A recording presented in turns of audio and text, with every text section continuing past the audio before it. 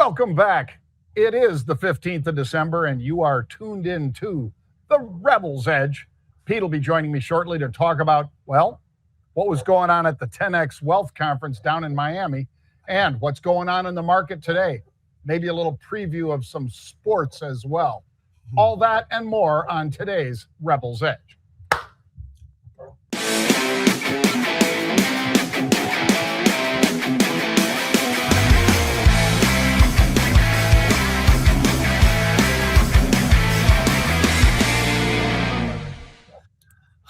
Wait a minute. What the? My wife was cleaning up over here, Pete, so I don't know where she put my clapper. Oh, yeah. Luckily, I still have my clapper for bed when I want to turn off the lights.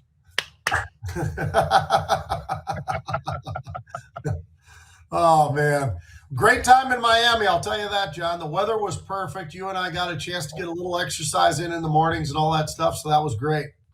It was. And we had, Pete, Anthony Pompliano, Pomp, as he's known, on stage for that 10X Wealth Con, folks, and Tom Lee on Saturday.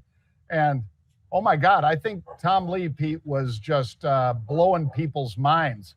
That is one really smart dude. We know that, of course, but my gosh, he was just, and he so calmly presents everything. Well, I think the market's likely to see 7,300 before the end of the year. I mean, you know, he is just the best. Tom, well, he's thank you. Yeah, Tom is the best. He spoke at our Dallas conference for Market Rebellion several years ago and did an outstanding job. And he's always been that guy who's got confidence, but he doesn't have to yell. He just does what he does. And I can tell you, when he's been on that four-letter financial television, he's been saying the same thing, being right the same time since day one when it's come to Bitcoin. He has been spot on, and I don't know. I'll tell you what, I did see something about that four-letter conference, John, where they were talking about how bad the Bitcoin was and all the rest of it, and it was just it was a farce and everything. Well, that was when it was like 900. Yeah. And then again, when it was 5,000, Pete. Yeah, unreal. And people would reach out to you and me, too, and say, you guys are selling snake oil. Really, I hope somebody sells me a lot of that same snake oil, Pete. Something that goes 20x, because it went from 5,000, folks, to 126,000, and right now in the 90s. But it's pretty damn close to 20x, if you guys can do the math. Not a bad run. Not a bad run. Not a bad run. And Tom was just very calm, and so was Pomp. They both did a great job on the digital asset side. By the way, for those of you who don't know it, BMNR, that's Bitmine Immersion Technology, Tom's company that he is the CEO of, they've only bought 16 billion in Ether so far. They are the largest holder of Ethereum on this planet, more than Vitalik, the guy that founded it. That's unbelievable. So, yeah, I think he's doing okay. Anyway, let's dive in, Pete, to a little bit of what's going on with global macro, and we'll waste a whole minute of your time on that, folks. I'm going to say equities were moving higher because, we had some mixed economic data. New York Empire State Manufacturing reported a significant drop to negative, almost 4% from a forecast of 10. That's pretty negative, and I could hang that squarely on their socialist mayor, really, Pete, because a lot of folks are freaking fleeing New York City, and I guarantee you, nobody who's doing manufacturing is thinking about, let me open a new facility in New York. You think? I think you're right.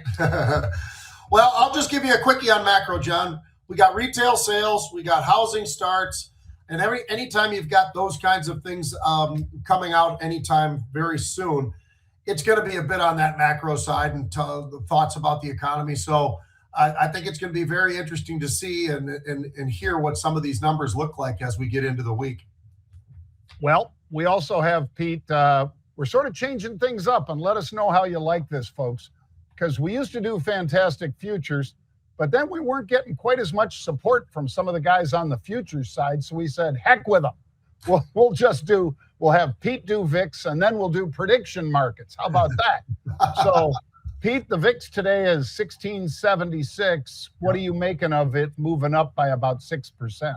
I think it makes sense. We're in a volatile market still, even though that's the lower end of this volatile market. But 1% move in the S&P is what you're getting when you've got about a 16, a little bit higher than that right now. But it's, again, John, just stays in these really tight ranges. And when it breaks out, I think people need to pay attention. When it breaks down, also pay attention. But right now, 16, 17, that seems to be a very comfortable level for where the VIX is trading.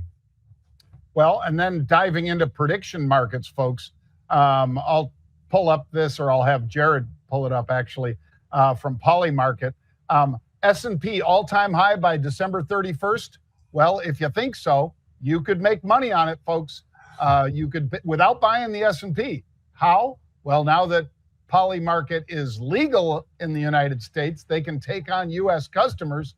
There's a 74% chance, based on betting, that indeed it will hit a new all-time high by December 31st. Back at the end of November, Pete, as you can see there, that was only a 30% chance because people were pretty negative in those last couple weeks of November. They're not as negative right now. Yeah, it's an interesting thing. I'll tell you what, it's gotten more and more interesting, I think, John, as we kind of get used to what it is and what they're doing. And it's a way for people to be involved in something that maybe they don't know what direction. Now they know the direction they want.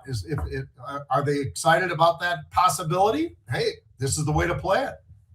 Yeah. Well, I think it's a pretty interesting way to play it without margin calls and all the rest, Pete. Instead, you can do it during the game, which I find amazing and fun. You could literally, Pete, have been going back and forth, for instance, with the Colts and the Seahawks, and the Colts almost pulled that one off. Yeah. Phillip Rivers, I mean, the guy hasn't been playing football for 5 years, and he was, 18 of 26 or something? That was pretty phenomenal. Unbelievable. It's great. Yeah. Well, so check out Polymarket, folks. We'll give a little love to the other prediction markets like Kalshi and so forth as well. But we thought you guys might like to see what's going on in the prediction markets. Sure. Love it. All right. How about this one, Pete? iRobot. Now, it's a bunch of really smart people from MIT that got together and came up with these, ultimately the first robots that would be operating in your house. Those were, of course, vacuums. But it would map your house out, and it would know where tables were and things like that. So eventually, it became very popular. They sold 1 million plus of them, and it was $197 stock in 2021. Guess where it is today, folks? $1. That's right, $1, because they've basically had to file for bankruptcy protection. And you know, Pete, who had puts when it was trading $4.50? Who? Right here. Unusual activity at Market Rebellion. There it is. They were buying the January 4 puts. Somebody had an inkling, and they didn't have to bet a bunch, and yet they crushed it. It went from 432 on Friday to $1.24 this morning. Gosh. Yeah, that is pretty absolutely amazing, John. I'll tell you, Chapter 11, it's amazing the ride that this company, this stock has been on, right? I mean, it was early supported by the U.S. government, and then Amazon talked about doing an acquisition, then they terminated the idea of the acquisition. You go through all of that, and all of a sudden you get into April and things don't get so good either because of the fact that they basically are made in Vietnam. Well, with the tariffs, that became a bit of an issue as well. They also even can blame a little bit, I guess, in the pandemic in terms of some of the struggles that they've had. It is struggling. It's struggling again. And boy, I'll tell you what, it's great to have that unusual options out there, John, because it is incredible just to see how something can fall so fast. I mean, the velocity of what this thing did from this move has just been absolutely incredible for this year. Down 70%, today? Today, yeah. And, when Amazon tried to take them out, folks, it was a takeout over $1 billion. today, and that they pulled out in 2024 when the stock was 45, 46 bucks. Today, as you already saw, it's $1.24, and it's worth $35 million. Ouch. Ouch. Oof. For anybody who may have bet on that one. But if they watched Unusual Activity, Pete, they might have saved themselves. Let's talk about IMNM. Yep. This is IMNM. It's up big today. Why? They did a phase 3 trial for one of their drugs that showed an 84% reduction of risk of disease progression and or death in patients that were part of this trial. Pretty huge. Anytime you get that kind of result, I would say, by the way, Pete, that 25% ain't enough. Right. For a company that has such a positive showing out of their phase 3 trial. Yeah, and hitting new 52-week highs. It got up and over 25 bucks. It was up, about 25%, I think, John. But an absolutely incredible thing for a lot of folks. I mean, massive reductions. They talked about all the different things that they hit, the disease progression so that you can avoid death. I mean, this is really, really big. This is great. The shorts, about 17% of the stock out there has been shorted. So there's a great outperformance going on. But to your point, I think when you look at where they are now, again, we do always caution, you get to phase 3, you still got to get approved. But based upon what we are seeing in front of us on this, I mean, they hit the endpoints, they outperformed the secondary measure.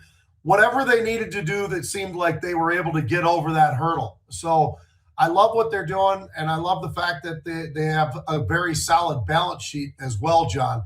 They do have some cash burn, but the balance sheet itself, I think, looks pretty strong. And if they can get this thing out into the public, approved and into the public, this is going to be big, and I think there's a lot more room to the upside if that all happens. Yeah, there's a couple ifs he threw in there, folks, but he's right. It's not the final hurdle. They still have to get that FDA approval, but given how strong the numbers were, it seems maybe not like automatic, but probably very soon. Close. All right. How about this one, Pete? ServiceNow. They're in advanced discussions to acquire a company called Armis, for about $7 billion. Now, as you might understand, that's going to put a little bit of dent in their balance sheet, at least for a while. They basically, ServiceNow is an artificial intelligence platform that connects people, processes, data, and all that. And their ServiceNow platform is cloud-based, so it's not real tough to get it launched. And I love that part of this story, Pete, but it's down from $1,200 on the 52-week high, trading 770 right now. It's only down 10 or 11% today, but man, it's been sliding. You can kind of see that maybe they really do need this Armis to sort of shore things up a little.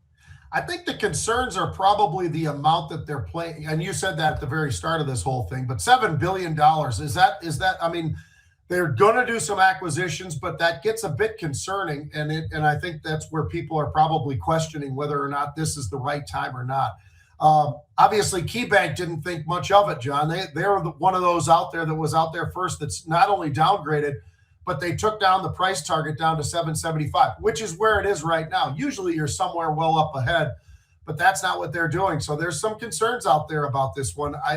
There is something to be said about growth through acquisition, and this is a monstrous acquisition, I think, for ServiceNow. So I think there's some dangers involved with this thing. When you look at it year to date, it's down 26%.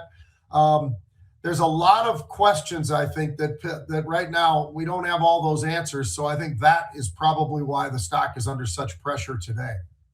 Yeah, and it was just weeks ago, folks, that Goldman helped them raise, Armis, that is privately held, helped them raise like almost $500 million for a $6.1 billion valuation. So that was literally less than a month ago. And now ServiceNow stepping in, and granted, it'll take a while and it needs to have approval, but it's a cybersecurity startup, $7 billion. Wow. Those guys really hit it hard to get another billion on top of the $6 billion valuation that they had just a month ago. Wow. Yeah. All right. How about ARGX, Pete? They're going to discontinue a phase 3 trial because basically their trial for moderate to severe thyroid eye disease didn't go so well. That's the layman's way of putting it. So I think this is the contra, or the yin and the yang, of the very positive stuff we got out of IMNM. This is the negative side, because this was also a phase 3 trial, but it didn't go so well.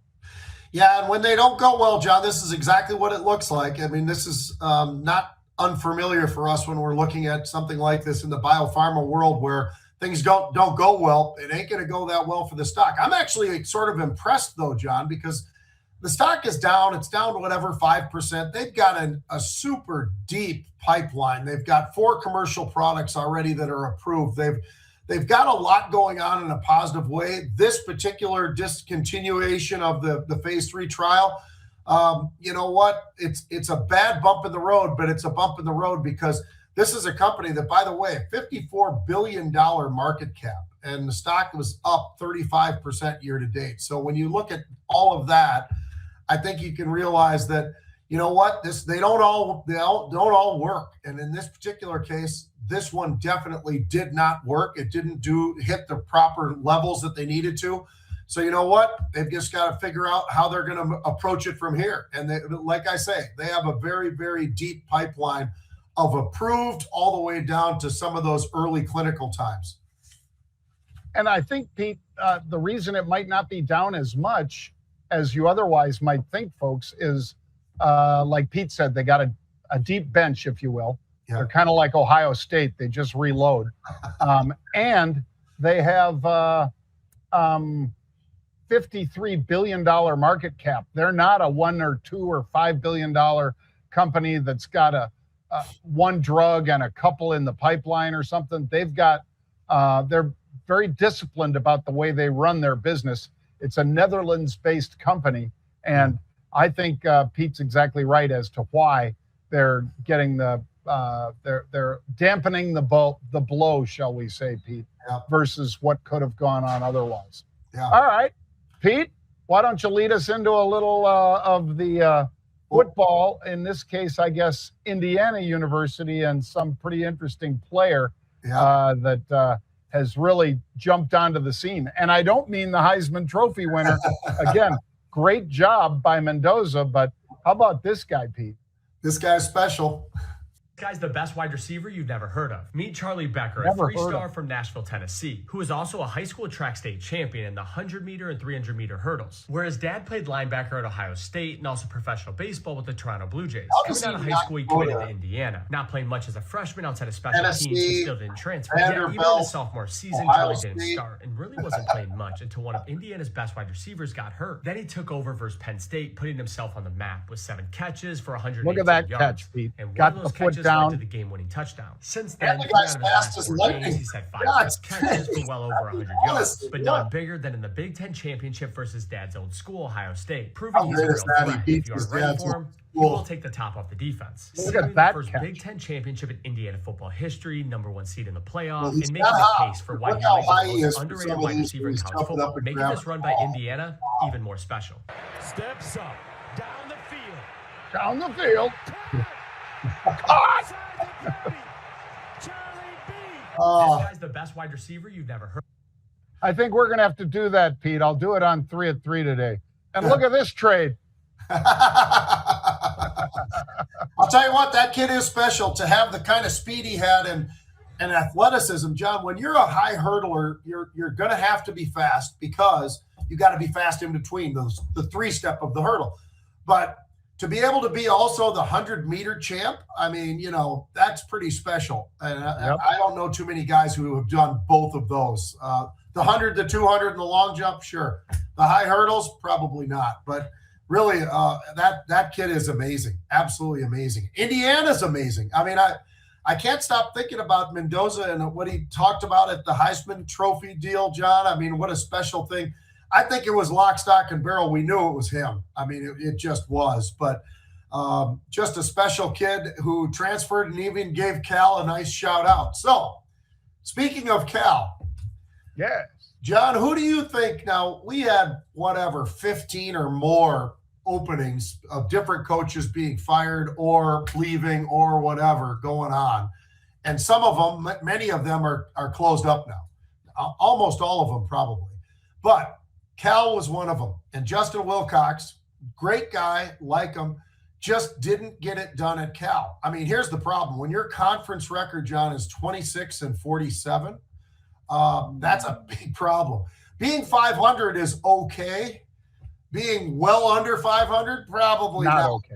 Yeah. So Ron Rivera decided, all right, we're going to go out. And I loved his approach, Jon, because I think he did the right thing. And I'm not saying that just because you and I are friends with him, and he used to be a roommate of our brother Paul when they were both linebackers at Cal.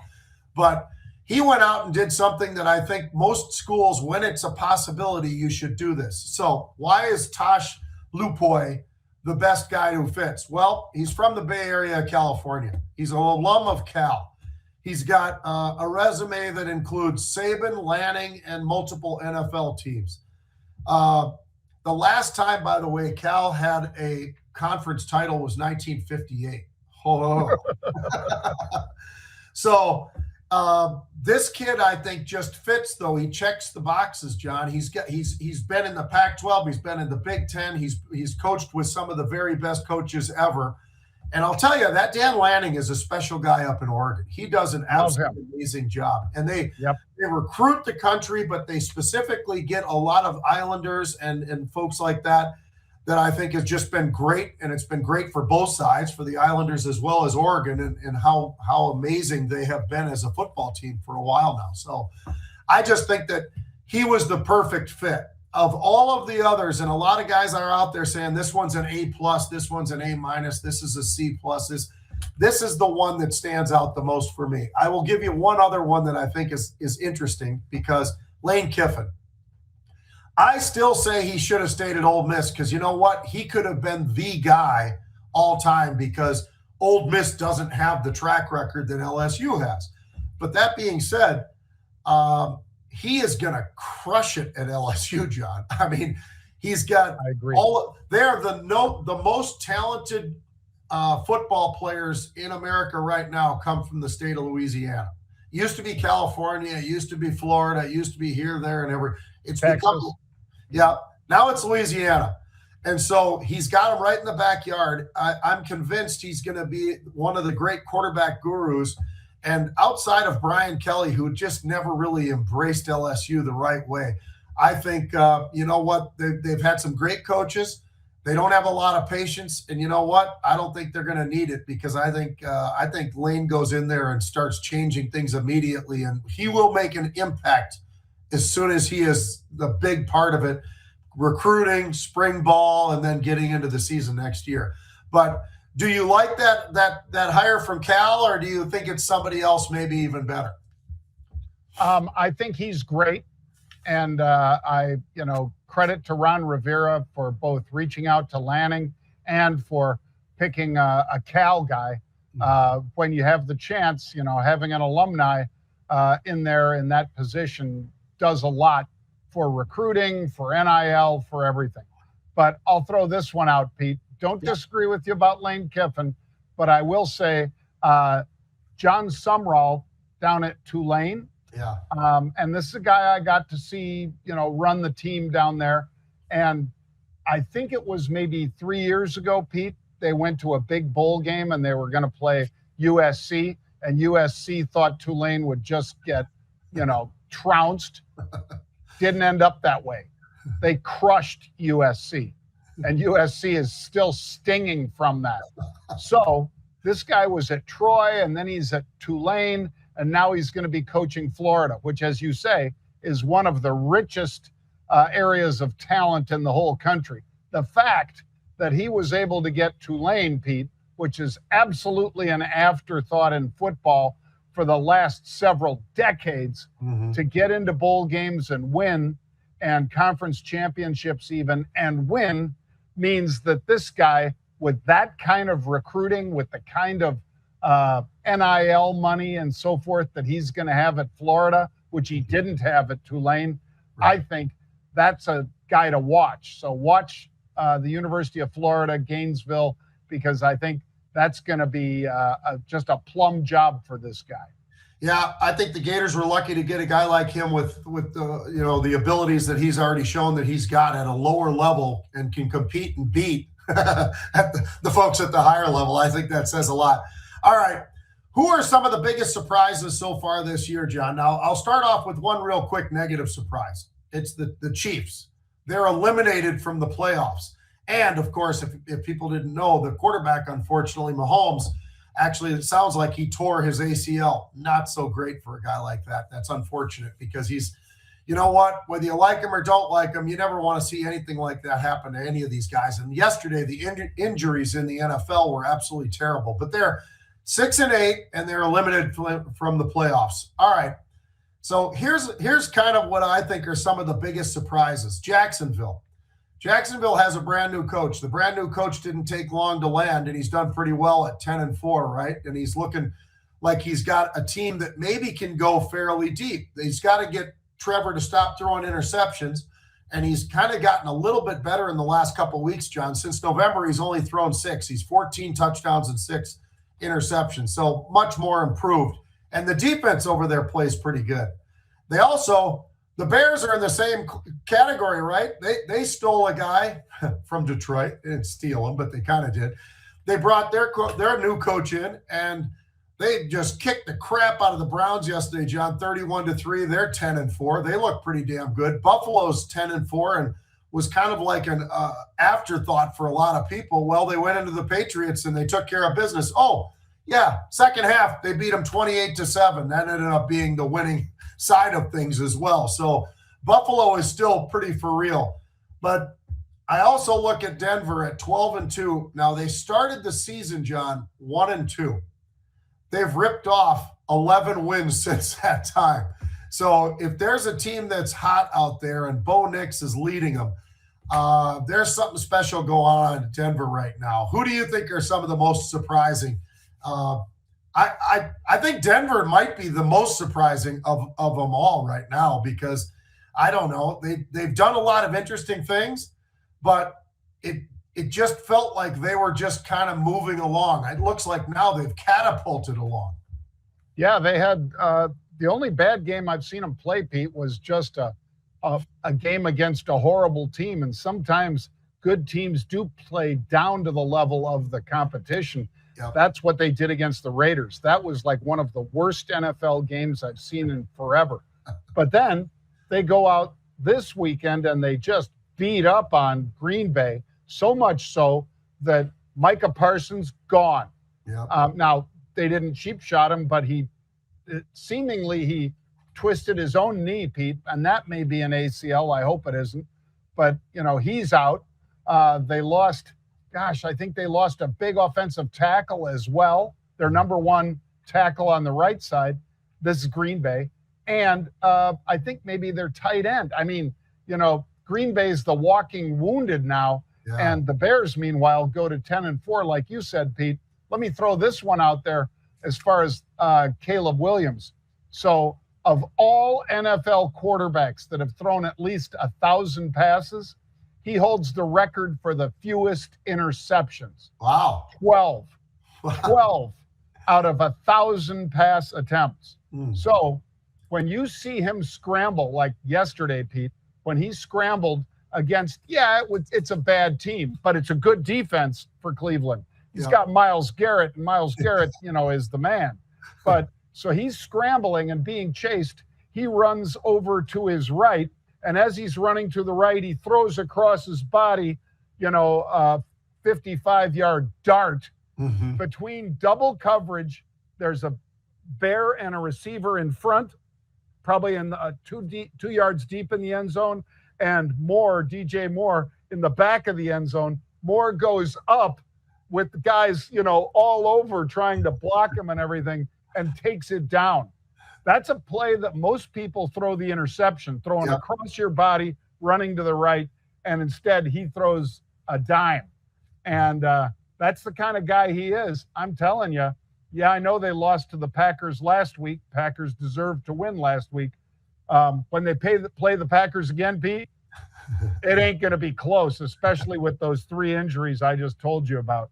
Yeah, so I think the Bears march into the playoffs here.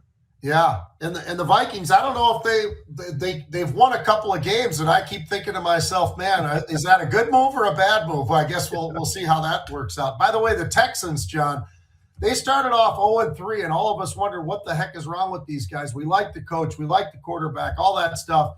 They're 9-5 now. They look pretty damn good. So there are some teams that maybe started off a little slow, but they've accelerated as they've gotten closer and closer to the end of this whole thing into the playoffs. So I think it's going to be a lot of fun, a lot of new faces, a lot of new teams out there. And obviously with losing the Chiefs, that changes things a lot. Yeah. And Travis Kelce was lucky, Pete, a week or 2 weeks ago. He refused to talk to the press right after the game. He refused again yesterday. But I get it kind of yesterday because obviously he and Mahomes are tight. Yeah. And his buddy goes down with what may be, a season-ending ACL. And that sucks because that guy he's special in the NFL. Both of them were.